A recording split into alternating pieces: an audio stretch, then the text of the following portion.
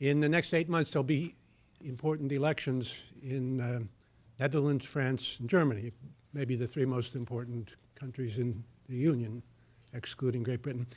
In each case, there's a right-wing party which is poised, apparently, to do better than it has ever done.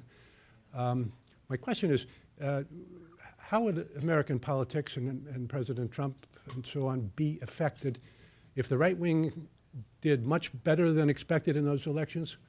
I have a feeling that if Trump continues along the path he has in the United States, it's going to hurt those parties in Europe. I think that there will be, again, a centrist backlash against them. You know, again, the numbers are kind of funny. In France, you know, there's 2 rounds, and there's a first round, and then there's a runoff between the top 2. And the leading contenders are probably Fillon, who is the more conservative, sort of Thatcherite, even Ted Cruz kind of conservative. There is Macron, who is kind of the Blair centrist independent. Marine Le Pen and the socialists. You know, some people say they could come in 5th. Financial Times says so, but mainly those 3.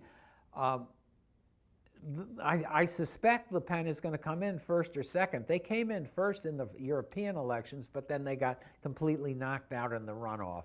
And I really doubt that they can win, that the Front National could win in the 2nd round.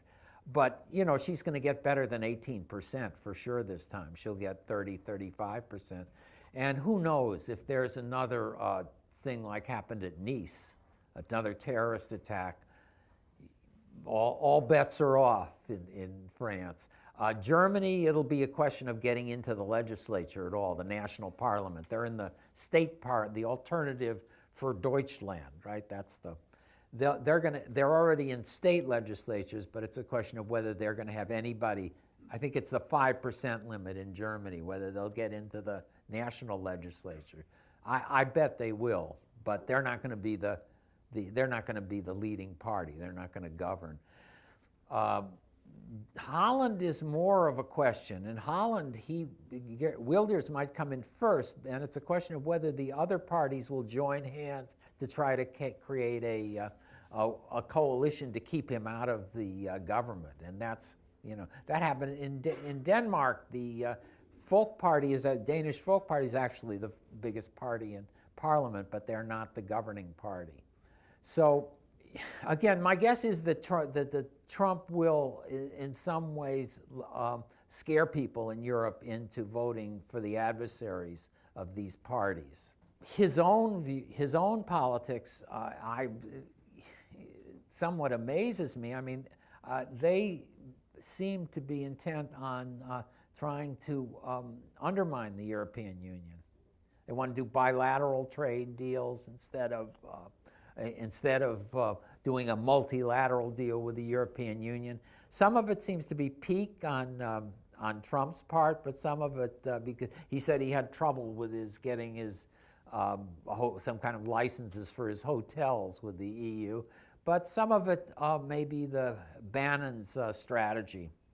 It might be, again, a strategy for trying to create a populist right alliance between these parties in the United States.